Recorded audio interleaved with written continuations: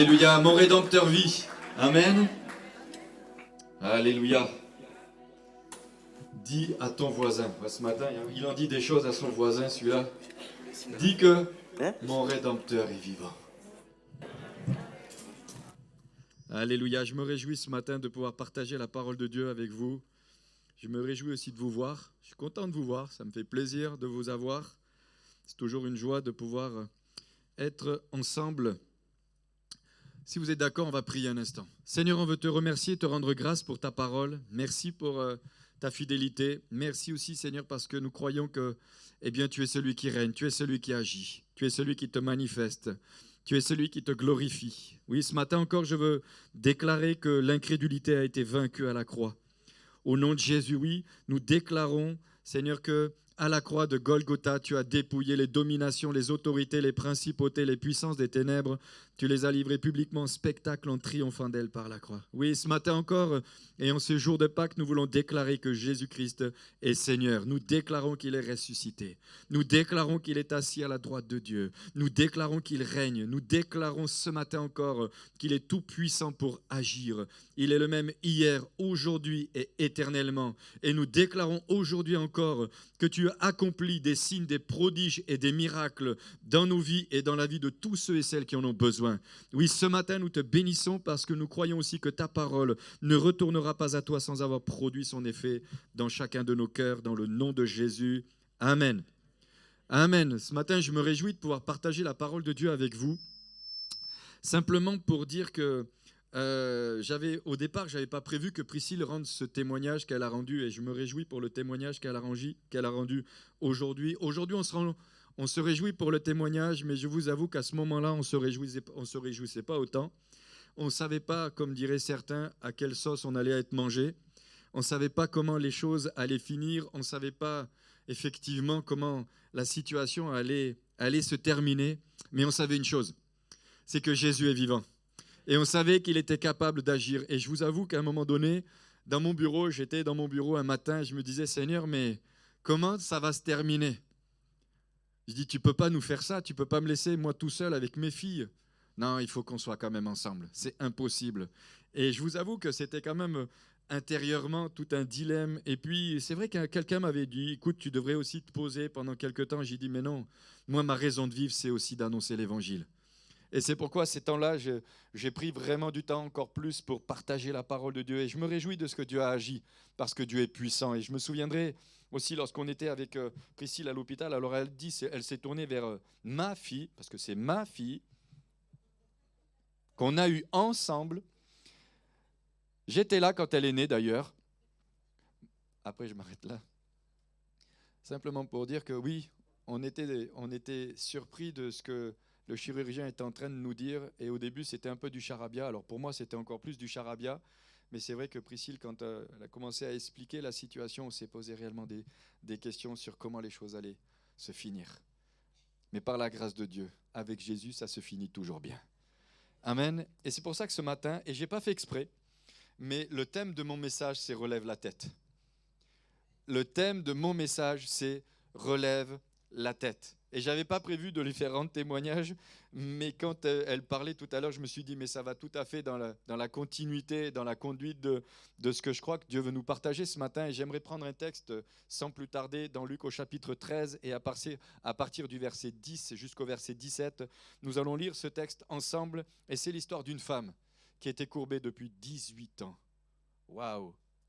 C'est l'histoire d'une femme qui s'est retrouvée courbée depuis 18 ans. 18 ans, c'est quand même pas rien, c'est un certain nombre d'années. Et c'était une femme qui était courbée à cause d'un esprit méchant. Nous allons voir ça ensemble dans Luc au chapitre 13 et à partir du verset 10, il est dit « Jésus enseignait dans une synagogue un jour de sabbat. Or, il y avait là une femme rendue infirme par un esprit depuis 18 ans. Elle était courbée et ne pouvait absolument pas se redresser. Jésus la vit, lui adressa la parole et dit « Femme, tu es déliée de ton infirmité. » Moi, j'aime Jésus. J'aime Jésus de tout mon cœur. J'aime quand Jésus proclame des paroles comme ça. « Femme, tu es déliée de ton infirmité. » Avec Jésus, ça ne tourne pas autour du pot. Avec Jésus, c'est du direct. c'est du maintenant, c'est du instantanément. Sois délié de ton infirmité. Et je crois que si on arrive à saisir aussi des paroles de foi, on est capable de saisir quand Jésus nous parle d'une manière précise. Sois délié de ton infirmité. En gros, reçois la guérison, reçois la délivrance, sois libéré au nom de Jésus. C'est ça la parole de Dieu. C'est ça la parole de Dieu. Et Jésus ne va pas tourner autour du pot, mais Jésus va faire une déclaration, j'ai envie de dire avec notre jargon actuel, il va faire une déclaration fracassante devant tout le monde, dans une synagogue, dans un endroit où des hommes religieux sont là. Et on verra ensemble ensuite la manière dont certains vont se comporter. Mais Jésus ne va pas regarder à ce qui se passe aux alentours. Il ne va pas regarder qui est dans ce contexte. Il va regarder à la souffrance de cette femme. Cette femme, on a l'impression qu'elle est là comme un cheveu au milieu de la soupe. Mais Jésus va déclarer, femme, sois déliée de ton infirmité. Et il lui impose les mains. À l'instant, elle se redresse et glorifie à Dieu. Mais le chef de la synagogue, indigné de ce que Jésus avait opéré cette guérison pendant le sabbat, dit à la foule, il y a 6 jours pendant lesquels il faut travailler. Venez donc vous faire guérir ces jours-là et non les jours de sabbat. Quel contraste. Quel contraste entre Jésus qui aime et qui a compassion des êtres humains et cet homme qui a une loi, qui est religieux et qui va dire à Jésus, non mais pour guérir tu pourrais quand même faire ces choses un autre jour. Mais est-ce que je peux attendre la guérison? Celui qui est malade, il a envie d'une guérison instantanée, de suite, maintenant. Vous êtes d'accord avec moi? Si tu es malade et que je te dise, écoute, on va prier ensemble dans une semaine, tu vas me dire, attends, c'est ça ton Dieu? Il est comme ça ton Seigneur? Il s'occupe de ses enfants de cette manière? Non, Jésus, instantanément, il lui impose les mains. Mais le chef de la synagogue, et on verra tout à l'heure, je ne vais pas trop rentrer encore, je ne vais pas tout vous dire de suite, j'aimerais vous en garder un petit peu pour tout à l'heure. Mais lui, il fut indigné. Parce que pour lui, dans ses conceptions, il y avait des jours pour être guéri et des jours où on ne pouvait pas être guéri.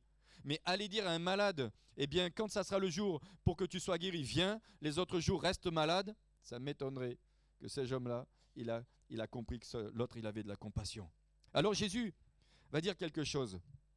Il y a 6 jours pendant lesquels il faut travailler. Venez donc vous faire guérir ces jours-là et non le jour du sabbat. Le Seigneur lui répondit, hypocrite. Chacun de vous pendant le sabbat ne détache-t-il pas de la crèche son bœuf ou son âne pour le mener boire?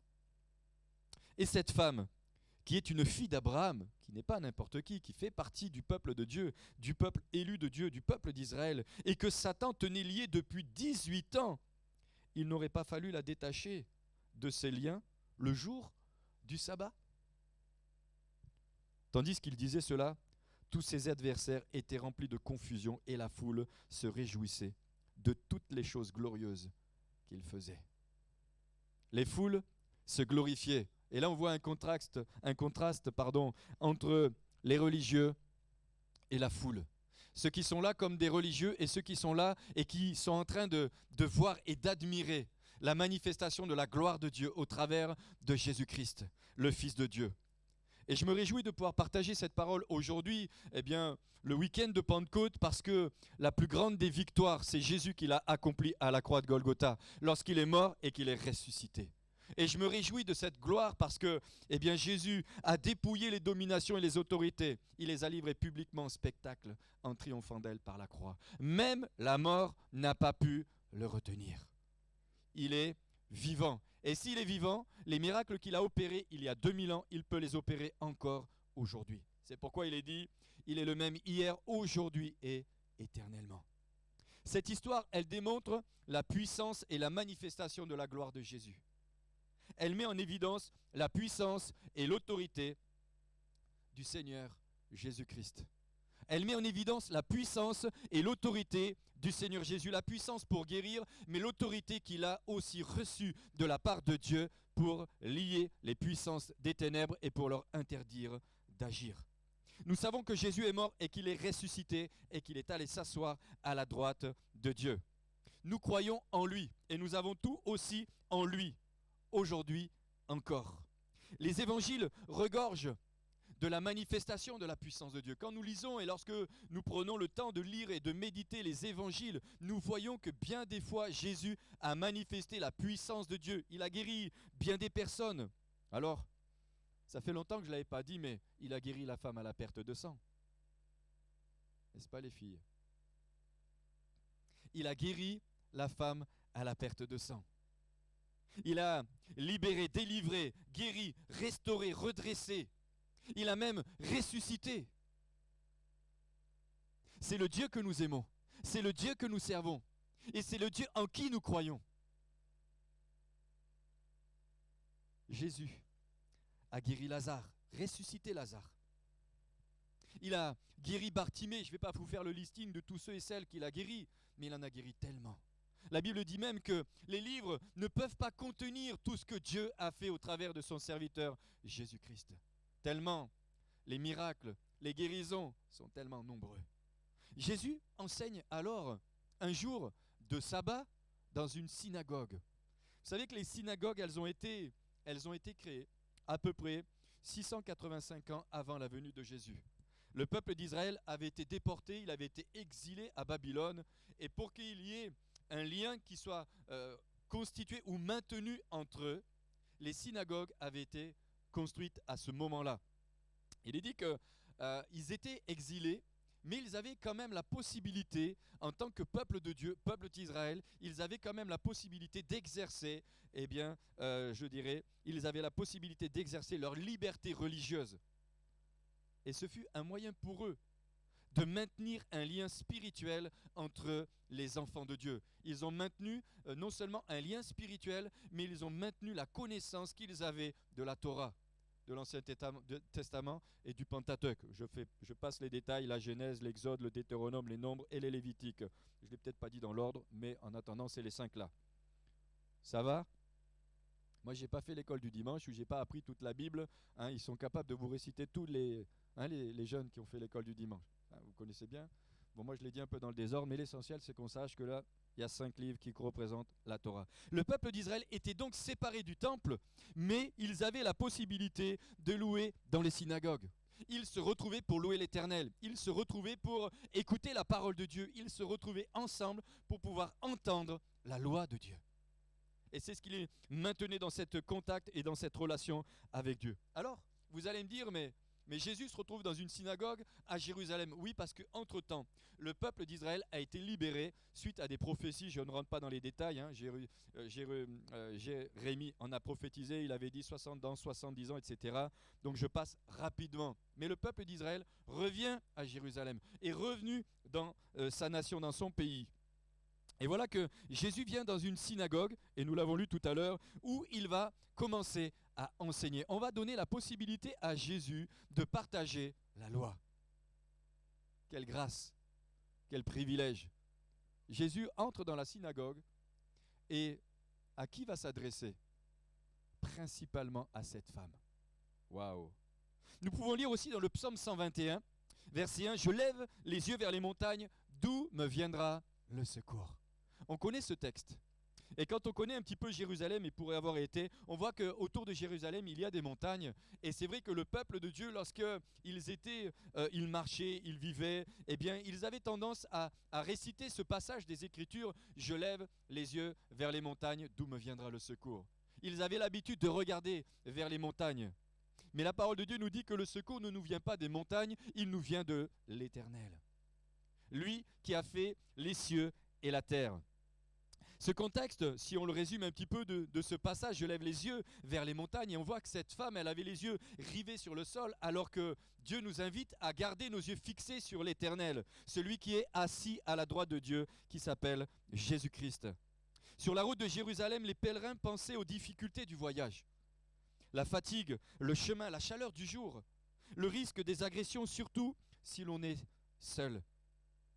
Mais ils ont la conviction que Dieu ne leur manquera jamais sa providence et sa manifestation. Pour aller plus loin, ce psaume témoigne des réalités intimes entre Dieu et le peuple d'Israël. Je lève les yeux vers l'Éternel. D'où me viendra le secours? Le secours me vient de Dieu qui a fait les cieux et la terre. Amen. Alors, j'avance parce que dans le psaume 145 et au verset 14, il est dit « L'Éternel soutient tous ceux qui tombent et il redresse ceux qui sont courbés. » L'Éternel relève ceux qui tombent et il redresse ceux qui sont courbés. Amen. Les gens qui étaient dans les difficultés et qui habitaient aux alentours de Jérusalem avaient l'habitude de lever les yeux vers les montagnes. Oui, ils levaient les yeux vers les montagnes. Ils regardaient les montagnes. Et moi, j'aime aller à la montagne, même si je suis un gars du sud. J'aime le soleil, mais j'aime les montagnes en plein été. Parce qu'il y a le soleil au moins, ça nous pique un peu sur la peau. Mais cette femme bien-aimée, elle n'avait pas la capacité de lever les yeux. Et Jésus l'avait vue. Il avait observé cette femme, il avait vu cette femme. Cette femme n'avait pas la capacité de lever la tête, elle était courbée. Et l'image qui nous est faite, c'est que, étant courbée, elle avait les yeux rivés sur le sol. Et parfois, vous, moi, nous pouvons avoir la même attitude. Nous ne sommes pas courbés parce qu'un esprit nous tient, mais nous sommes courbés parce que nous avons oublié de regarder celui qui peut tout, celui qui peut changer nos circonstances, celui qui peut libérer, délivrer, restaurer, guérir, ressusciter. Cette femme avait les yeux rivés sur le sol, les yeux, sur ce qui est terrestre, charnel. Elle était incapable de regarder vers le surnaturel de Dieu, le divin de Dieu. Elle ne pouvait pas regarder le Dieu qui se trouve dans les cieux. Cet esprit méchant l'obligeait à regarder ses chaussures. Je peux le redire ? Cet esprit méchant l'obligeait à regarder. Alors peut-être si je reprends le contexte, c'était peut-être pas ses chaussures, mais ses sandales. Ça va ? Ou ses claquettes ? C'est bon ? Enfin bref, toujours est-il que vous avez compris ce que j'ai voulu dire. Alors nous allons voir ensemble quelques points, ce que nous enseigne cette histoire. J'aimerais mettre en évidence quelques points sur cette histoire, ce qu'elle nous enseigne. Déjà, premièrement, c'est que certaines maladies sont causées par des esprits et des esprits méchants. Il y a parfois certaines maladies qui sont causées par des esprits méchants. Oui, je le dis ce matin encore, et je le crois profondément. Alors je ne vois pas les démons partout, mais je ne veux pas non plus les voir nulle part. Parce qu'ils existent réellement. Et lorsque nous méditons la parole de Dieu et nous regardons les Écritures, nous voyons que bien des gens étaient tenus par des mauvais esprits. Mais nous avons vu aussi la manifestation de la gloire de Dieu et la manière dont Jésus les a libérés. Tout à l'heure, nous l'avons lu ensemble. Femme, sois déliée de ton infirmité. Waouh, quelle puissance. Jésus ne tourne pas autour du pot, il va droit au but. J'aime la manière dont Jésus agit. J'aime la manière dont Jésus agit dans ma vie. Même si je n'ai pas toujours tout compris. Mais je sais une chose, que toute chose concourt au bien de ceux qui aiment Dieu, de ceux qui sont appelés selon ses desseins. Et quel que soit ce que tu vis depuis peut-être tellement d'années, lève-toi et marche. Sois délié de ton infirmité. Nous voyons dans les évangiles un grand nombre de personnes qui ont connu l'esclavage du péché ou de la maladie être complètement délivrées par le Seigneur Jésus. D'ailleurs, les disciples diront à Jésus, dis une seule parole, une seule parole. Jésus a libéré la femme à la perte de sang, évidemment, je ne pouvais pas passer à côté. Marc chapitre 5, verset 25. Or, il y avait une femme atteinte d'une perte de sang depuis 12 ans. Elle touche Jésus. Elle se dit, si seulement je puis toucher le vêtement de Jésus. Elle vient, elle touche son vêtement par derrière, instantanément. La guérison qui était en lui la touche et la libère. Jésus a libéré le fils d'un muet. Certainement vous connaissez, non, puisque vous lisez les Écritures. Mais dans Marc au chapitre 9 et au verset 21, il y avait un homme, il avait un fils. Depuis sa naissance, il était sourd et muet. Et Jésus va dire des choses incroyables. Il dira, Jésus demande au Père, combien y a-t-il de temps que cela lui arrive ? Depuis son enfance, répondit-il. Au verset 25, il dira, Jésus voyant accourir la foule, menaça l'esprit et lui dit, esprit muet et sourd, je te l'ordonne, sors de cet enfant et n'y rentre plus. Et vous lirez la suite. Cet enfant a été instantanément libéré et délivré. Jésus a libéré un infirme depuis 38 ans. Vous imaginez, 38 ans infirme, il venait au temple, on le mettait au temple. Et Jésus va le libérer au travers de son serviteur Pierre, parce que Jésus libère aussi au travers de ses serviteurs. Il est dit dans Marc 16, vous imposerez les mains aux malades et les malades seront guéris. Voici les signes qui accompagneront ceux qui auront cru. En mon nom, ils chasseront les démons. Premièrement, ils chasseront les démons. ils parleront de nouvelles langues, ils saisiront des serpents, s'ils boivent quelques breuvages mortels, cela leur feront point de mal. Ils imposeront les mains aux malades et les malades seront guéris. Il n'a pas dit seront guéris s'ils ont été gentils. Non, il a dit ils seront guéris. Mais il a dit aussi ils chasseront les démons. Et c'est une réalité dans le contexte dans lequel on vit. Si nous croyons que les démons n'existent plus, nous nous trompons. Parce que les démons existent toujours. Par contre, eux, ils feront en sorte qu'ils n'existent pas. Jésus a guéri cet homme au travers de la manifestation de sa gloire. Vous pourrez lire ça dans Jean chapitre 5. Cet homme était à la piscine de Bethesda. Et Jésus va le toucher et va lui dire maintenant, lève-toi. Et cet homme va se tenir debout. Et Jésus va guérir aussi dans Actes au chapitre 3, et c'est là que Jésus guérit au travers de l'apôtre Pierre, cet homme qui était là infirme. Actes chapitre 3, versets 2 à 6. Il y avait un homme boiteux de naissance qu'on portait et qu'on plaçait tous les jours à la porte du temple, appelé la Belle, pour qu'il donne l'aumône à ceux qui entraient dans le temple. 6, verset 6. Alors Pierre lui dit, je n'ai ni argent ni or, mais ce que j'ai, je te le donne. Au nom de Jésus, lève-toi et marche. Je n'ai rien, je n'ai pas d'argent, je n'ai pas de moyen de te payer l'hôpital, mais je sais une chose, moi j'ai Jésus, alors lève-toi et marche au nom de Jésus. Elle était tenue par un esprit méchant. Jésus va discerner la source de son problème. Et ce que j'aime avec le Seigneur Jésus, c'est que lorsque nous sommes en contact avec lui, il est capable de discerner la source de mon problème. Et ce matin, il est capable de discerner la source de ton problème. Et Jésus a discerné que ce qui la tenait courbée, c'était un esprit méchant, un esprit malin. Oui, il va discerner. Jésus discerne. Cette histoire apparaît dans un texte comme un cheveu dans la soupe.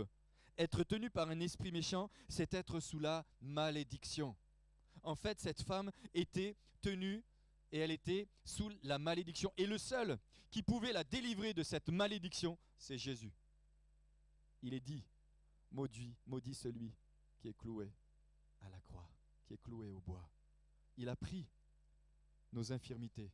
Il a pris la malédiction qui était sur nos vies. Et c'est pourquoi ce matin encore, nous pouvons déclarer que toutes les malédictions qui étaient sur nos vies ont été détruites, ont été brisées à la croix. Il les a brisées, il les a détruites. Il nous a rendus libres. Et c'est pourquoi en Jésus-Christ, nous avons une réelle liberté. Et nous avons une réelle délivrance. Nous ne sommes plus sous la malédiction, mais nous passons de la mort à la vie. Nous sommes passés des ténèbres à son admirable lumière.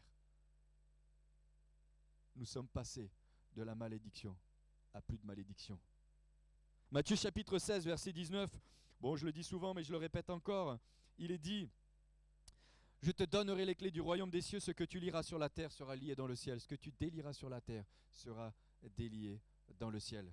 Dans les Éphésiens au chapitre 6 et au verset 12, il est dit « Car nous n'avons pas à lutter contre la chair et le sang, mais contre les dominations, contre les autorités, contre les princes de ce monde des ténèbres, contre les esprits méchants dans les lieux célestes. » Jésus avait discerné le problème de cette femme. Il avait compris que cette femme était tenue par un mauvais esprit. C'est ce qu'on appelle le discernement des esprits. Et Dieu donne ce discernement à des hommes, à des femmes qui sont remplis de son esprit. Jésus libérera encore à Capernaum un homme qui était tenu par un esprit impur. Parce que Jésus a la puissance et l'autorité de chasser les démons. Je peux le redire ? Jésus a la puissance et l'autorité pour chasser les démons. Et aujourd'hui, vous allez me dire, ouais, mais Jésus, il est à la droite de Dieu, comment on les chasse ? Eh bien, il les chasse au travers de nous. Et aujourd'hui encore, nous avons la puissance de libérer et de délivrer. J'ai envie de dire, pour faire une petite parenthèse, libérer et délivrer ceux qui sont réellement liés par des puissances des ténèbres, pas ceux qui pensent qu'ils en ont des puissances des ténèbres. Un petit peu une différence. Parce que si vous voulez chasser des démons chez quelqu'un où il n'y en a pas, parfois, il y a un petit peu une confusion dans la tête.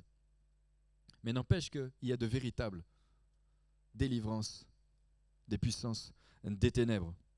J'avance encore un petit peu parce que cet homme qui a été libéré dans cette synagogue, et encore une fois dans la synagogue, il y avait toutes sortes de personnes dans les synagogues. J'avais envie de dire, dans notre jargon, il y avait à boire et à manger. Bon, ça ne vous détend pas. Ok. Marc chapitre 1, verset 21 au verset 28, il est dit, ils se rendirent à Capernaum et le jour du sabbat, Jésus entra d'abord dans la synagogue et il enseigna. Et ce que j'aime avec Jésus, c'est qu'avant toute chose, il enseigne. Il explique ce qu'il fait. Il dit pourquoi il fait telle et telle chose. Il enseigne. Il enseigne.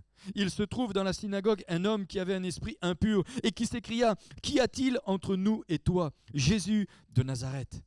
Tu es venu pour nous perdre, Jésus, je sais qui tu es. » D'ailleurs, les démons, un jour, ils ont dit à ces 7 fils de Séva qui voulaient chasser les démons et qui voulaient libérer quelqu'un, ils disaient, nous, on sait qui est Jésus. On connaît Paul. Non, on connaît Jésus. On sait qui est Paul, mais vous, qui êtes-vous? Ce n'est pas n'importe qui chasse les démons non plus. Ce sont des hommes et des femmes qui ont été remplis du Saint-Esprit et qui ont accepté Jésus-Christ comme étant leur Seigneur et Sauveur et qui ont été aussi mandatés par Dieu pour le faire. Pourquoi il faut faire attention aussi à ne pas jouer non plus à essayer de toucher du 2000 volts. Mais il ne faut pas non plus avoir peur. Jésus menaça, disant, « Tais-toi et sors de cet homme. » Moi, ce que j'aime, c'est que Jésus, il ne bataille pas, il ne pinaille pas. Allez, tais-toi et sors. Amen. Et l'esprit impur sortit de cet homme en l'agitant avec violence et en poussant un grand cri. Jésus va même aussi interdire de lui faire du mal. Jésus va libérer aussi la femme gréco-séro-phénicienne. Peut-être pour ceux qui lisent la Bible, vous la connaissez, vous la connaissez peut-être bien. J'aime aussi l'attitude de cette femme, qui n'était pas une fille d'Israël ou une fille d'Abraham, c'est un petit peu la différence, qui était grecque, séro-phénicienne. Mais elle avait une telle foi en Jésus, elle avait une telle confiance, qu'elle dira, mais dis un mot Jésus. Alors elle dit, écoutez la petite discussion qui se sont mis entre, dans laquelle ils sont rentrés tous les deux. Marc chapitre 7, versets 25 à 30. Et il est dit, car une femme dont la fille était possédée d'un esprit impur entendit parler de lui et vint se jeter à ses pieds, car il n'est pas bien de prendre le pain des petits-enfants et de le jeter aux petits chiens. Oui, Seigneur, lui répondit-elle, mais les petits chiens, sous la table, mangent les miettes des enfants. Alors il lui dit, à cause de cette parole, va, le démon est sorti de ta fille. Et quand elle rentra dans sa maison, elle trouva l'enfant couché sur le lit, le démon étant sorti. La Bible dira encore que s'il y a un des signes pour savoir que le royaume de Dieu est au milieu de nous, vous savez lequel? C'est écrit dans les Écritures. Matthieu chapitre 12, verset 28. Mais si c'est par l'Esprit de Dieu que je chasse les démons, le royaume de Dieu est donc venu vers vous. C'est un signe de la puissance et de la manifestation de la gloire de Dieu au milieu de nous. Les démons sont chassés. Les vies sont changées. Les gens rencontrent Jésus-Christ. Écoutez bien, la maladie de cette femme est causée par un esprit méchant. La maladie de cette femme n'est pas une maladie dite naturelle, mais la cause de cette maladie est spirituelle. Et aujourd'hui, encore, des gens ont des maladies physiques qui sont la cause spirituelle. Je peux le dire comme ça? C'est difficile à croire, c'est difficile à comprendre. Ça n'empêche pas moins que c'est une réalité. Alors pour avancer, un esprit d'infirmité tient cette femme courbée depuis 18 ans. La Bible démontre qu'il y a des choses invisibles qui s'en prennent à des êtres humains. C'est clair. La Bible le dit, la Bible l'enseigne, et je le crois aussi. Rien ne peut empêcher Jésus de délivrer, ni de redresser, ni de rendre libre. Ça, par contre, c'est une réalité aussi. Cette femme portait le signe de la malédiction. Le signe de la malédiction était sur sa vie. C'est comme si sur son front était le signe de la malédiction. Elle était courbée, elle était tenue. D'ailleurs, on pourra aussi mettre en évidence que les hommes religieux n'ont rien pu faire pour elle. Seul Jésus a pu faire quelque chose. Seul Jésus est intervenu. Certainement qu'elle était rejetée, méprisée. La Bible ne dit pas grand-chose sur elle. Ce qu'elle dit, c'est que sa situation durait depuis 18 ans. Mais une chose est sûre, c'est que cette femme est au bon endroit. Elle est au bon endroit, au bon moment. Waouh! Elle est au bon endroit, au bon moment. Et je crois que ce matin, vous êtes au bon endroit et au bon moment. Quels que soient vos besoins, quel que soit ce que vous avez besoin, Jésus peut le faire. Jésus peut intervenir. Elle est au bon endroit, c'est au bon moment et elle va faire une rencontre spéciale. Elle va vivre quelque chose de particulier qui va changer littéralement le cours de sa vie. Elle va rencontrer Jésus.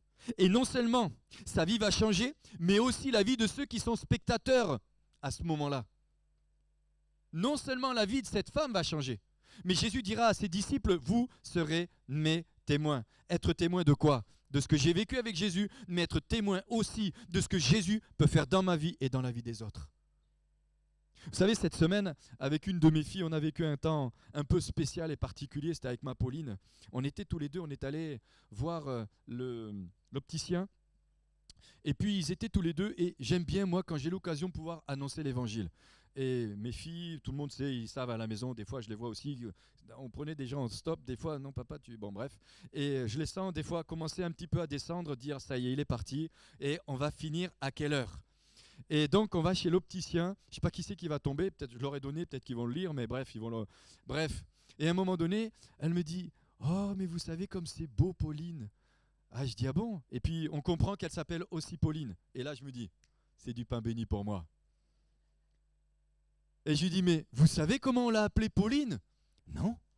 Je dis, je vais vous raconter.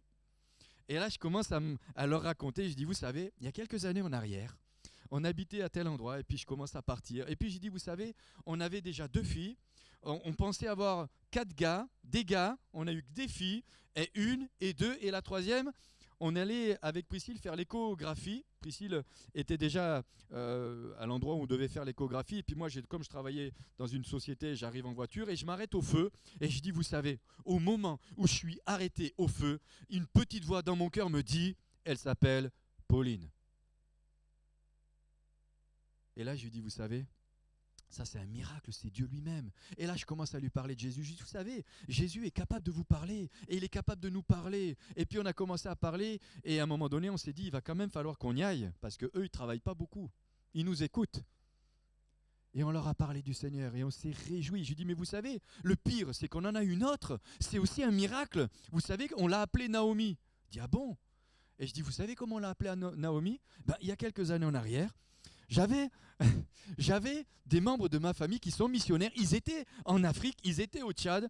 Et puis, quand Priscille est tombée enceinte, on s'était dit qu'on allait l'appeler Naomi, mais on voulait le dire à personne. Parce que vous savez, si vous le dites trop tôt, il y a des gens qui vont vous dire « Ah, mais c'est pas beau, on s'en fout. » Une fois que c'est né, plus personne ne peut rien dire. Donc, ne dites rien. Moi, je vous dis les couples, que vous allez avoir des enfants, dites rien. Faites une surprise, comme ça ils ne pourront pas vous dire c'est pas beau, ils vont vous dire ah c'est mignon, il est tout beau alors qu'il est tout fripé, il est pas beau, mais ils vont dire ah qu'il est mignon, quelle hypocrisie. Bon bref, et alors donc je leur dis, j'ai dit mais c'est la vérité quand même, j'en dis des bonnes choses parfois, donc parce qu'ils vont pas oser dire ah il est pas beau, d'abord il est tout fripé, il est gros, ce matin on reparlait avec Clémence, 4 kilos sans quelque chose et toute fière en plus, bon. Elle ne se rappelle pas comment elle était. Moi, je m'en souviens très bien. Bref, je referme la parenthèse. Tout ça pour dire que j'ai dit, vous savez comment on a fait? On a choisi son prénom et on a dit à cette belle-sœur, écoute, note-le sur un papier. Et lors de la naissance, tu prends ton papier et tu nous le donnes. Ok, donc on discute encore, on partage. Et puis, effectivement, lors de la naissance, on a récupéré le petit papier et sur lequel était écrit Naomi. Et on a parlé du Seigneur avec cette personne. Et on s'est réjouis.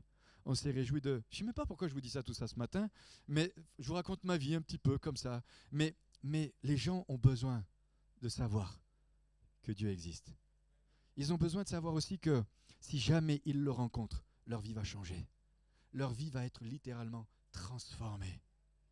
Et encore, je me suis retenu parce que je voulais leur dire tous les deux, est-ce que vous ne voulez pas que je vous impose les mains? Mais comme on était dans le magasin, je me suis dit quand même, ils vont me prendre...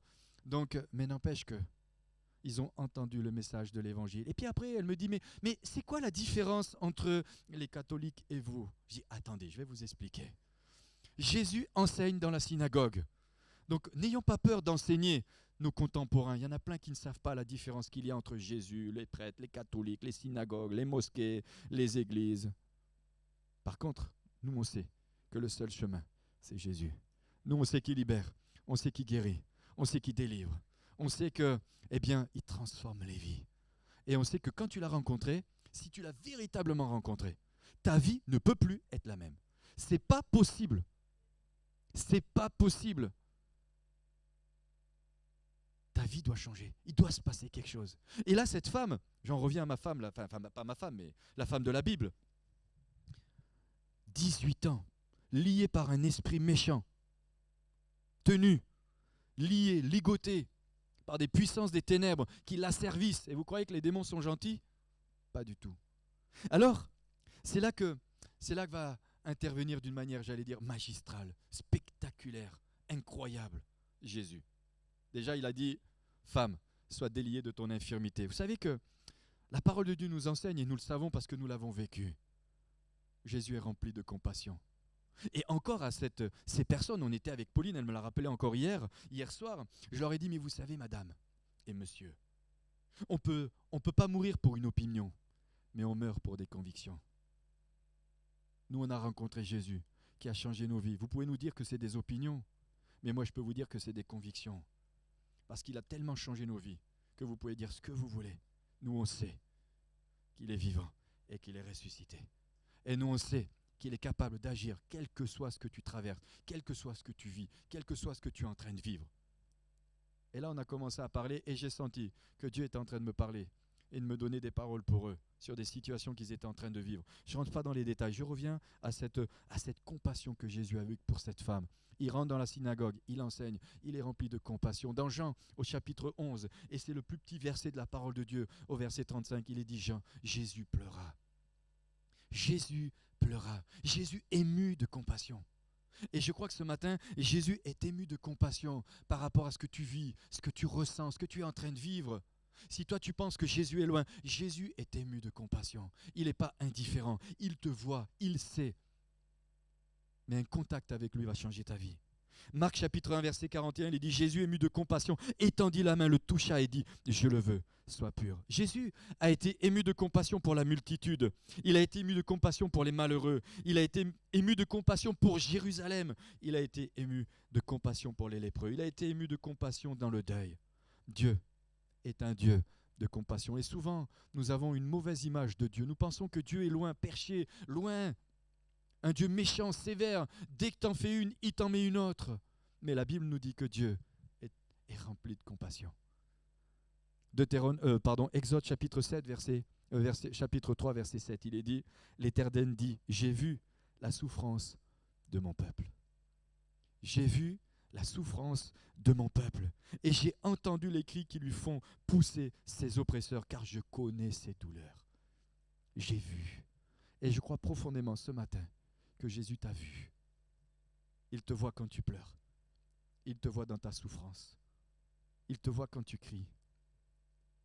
Il te voit dans ce que tu es en train de traverser. Et Jésus t'aime. Et Jésus est rempli de compassion pour toi. Parce qu'il veut te libérer. Il veut te délivrer. Peut-être que même dans ton entourage, les gens ne savent pas ce que toi tu es en train de vivre.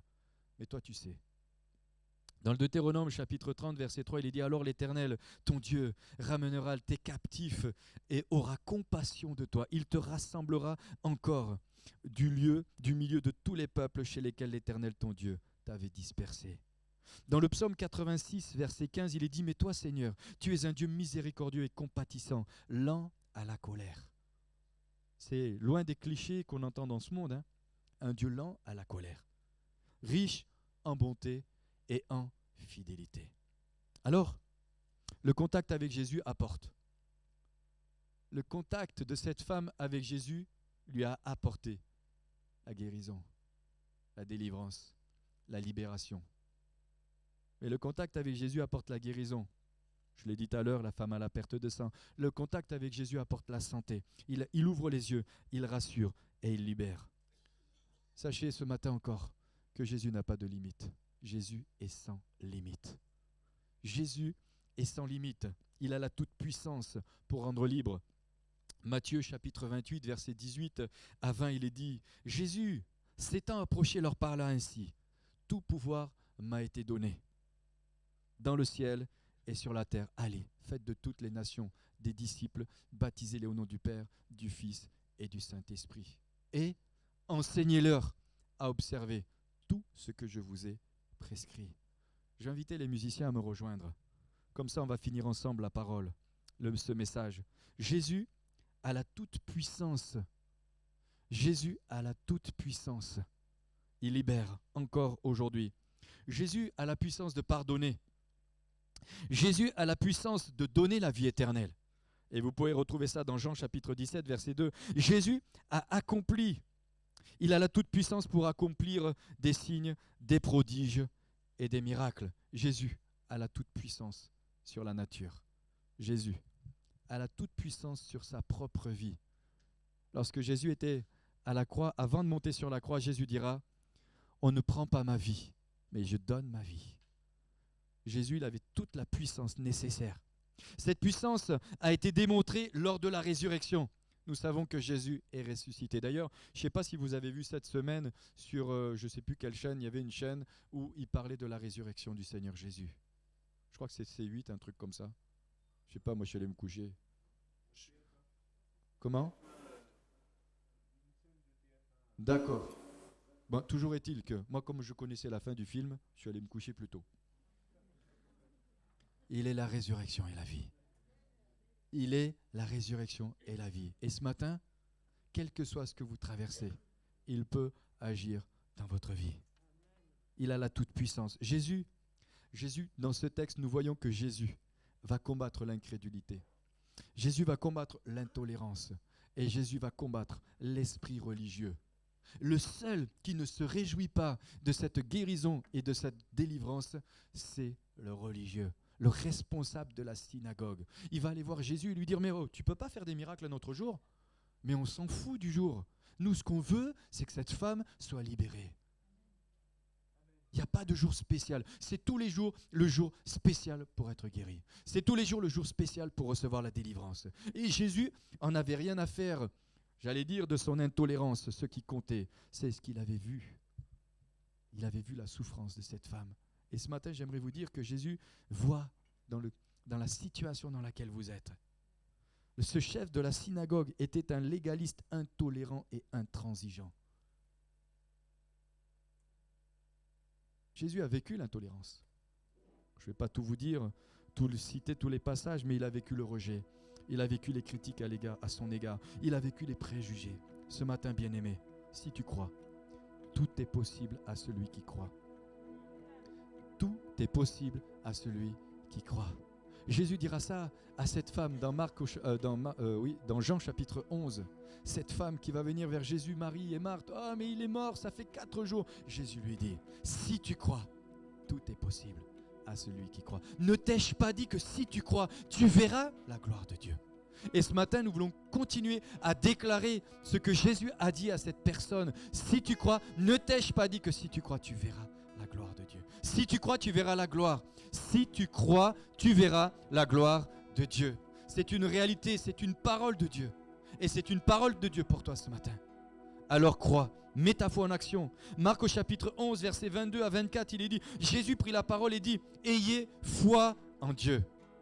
Et Jésus va combattre l'incrédulité. Il va combattre ces esprits d'incrédulité. Et nous avons besoin de nous positionner face à l'incrédulité. Nous avons besoin parfois de dire, nous ne voulons pas l'incrédulité. Nous voulons que la foi soit dans nos cœurs afin de croire ce que Jésus dit.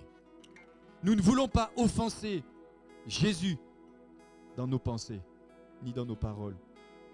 Parce que nous croyons que ce que Dieu a dit, c'est la vérité. Dans Marc, au chapitre 11, il dira, en parlant de cet homme, Lazare, qui était mort depuis 4 jours, ôtez la pierre et déliez-le. Il n'a pas dit, je vais enlever la pierre et je vais le délier moi. Non, il a dit, ôtez la pierre et déliez-le. Nous avons reçu l'autorité pour délier ceux qui sont tenus. Alors, pour continuer, Jésus dira encore un passage dans Jean chapitre 9 et au verset 31. Nous savons que Dieu n'exauce point les pécheurs, mais si quelqu'un l'honore et fait sa volonté, c'est lui qui l'exaucera. C'est lui qui l'exauce. Jésus est le défenseur des faibles. Jésus est le défenseur des faibles. Moi, j'aime Jésus. Il a changé ma vie. Je bénis Dieu pour la grâce qu'il m'a fait de le rencontrer. Et chaque fois que j'ai l'occasion de pouvoir dire à quelqu'un que Jésus peut changer sa vie, je vous garantis, je trouve toutes les stratagèmes pour pouvoir lui parler de cet amour-là. Parce que le seul qui peut changer la vie, c'est ni un homme et ni une femme, mais c'est lui. C'est lui qui vient dans ta faiblesse, dans ton découragement, dans ta maladie, dans tes liens, dans tes soucis. dans tes fardeaux, dans ton désespoir. Comme l'a dit tout à l'heure Priscille, même dans l'angoisse. L'angoisse. Moi, je me souviendrai, on se reposait, parce que je l'ai amené le dimanche, et on était en train de se reposer, elle me dit, Manu, j'ai des angoisses. Waouh. Et toi, tu es à côté, tu dis, waouh, moi, je ne peux rien faire. Je ne peux rien faire. Je ne peux que prier pour toi. Je ne peux que te soutenir dans la prière. Mais notre foi, elle était en Dieu. Et quand on voit la puissance de Dieu se manifester, oui, elle a fait 7 heures d'opération. Oui, parce que quand je repense aussi, oui, on lui a découpé la tête, excusez-moi, d'une oreille à l'autre. Et des fois, quand j'y repense, il lui enlève le front, il lui découpe tout ça. Et là, toi, tu es là à côté, tu dis, waouh, comment on va sortir de ce truc? Ben, on est sorti par la grande porte. Parce que Jésus s'est manifesté. Même si nous ne comprenons pas tout le chemin, nous savons qu'il a la puissance de Dieu pour agir. Et ce matin, quel que soit ce que tu vis, quel que soit ce que tu traverses, quels que soient peut-être les chaînes, les liens, le joug, la pression, l'oppression, la dépression, Jésus peut faire quelque chose pour toi. Et non seulement il peut faire quelque chose, mais il veut faire quelque chose. Si vous voulez bien, j'aimerais vous inviter à vous lever. Et peut-être